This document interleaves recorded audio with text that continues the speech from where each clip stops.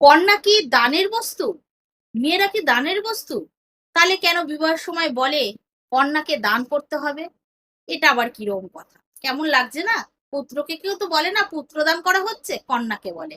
কেন দেখো, কন্যা তোমার ঘরে কন্যা, সেই কন্যাকে আমরা কিসের সাথে তুলনা করি? লক্ষ্মীর সাথে তুলনা করি। এবার লক্ষ্মী তো নারায়ণের ছাড়া থাকতে পারে না।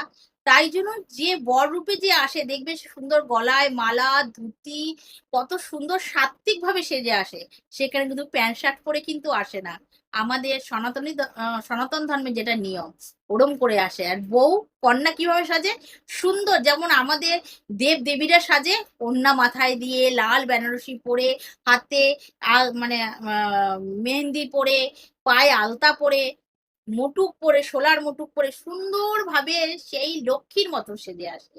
এই লক্ষ্মীকে এই নারায়ণ হাতে তুলে দিতে হয়, যেহেতু মেয়ে মেয়েদের বলা হয় লক্ষ্মী স্বরূপা। নারায়ণ ছাড়া তো লক্ষ্মী থাকতে পারে না। তাই জন্য লক্ষ্মীকে নারায়ণ হাতে তুলে দেয় বলে, তাই জন্য এখানে বলে কন্যাকে দান করে দিচ্ছে কার কাছে? নারায়ণের কাছে। তাই জন্য কন্যা দানকে সর্বশ্রেষ্ঠ দানের মধ্যে তুলেছে।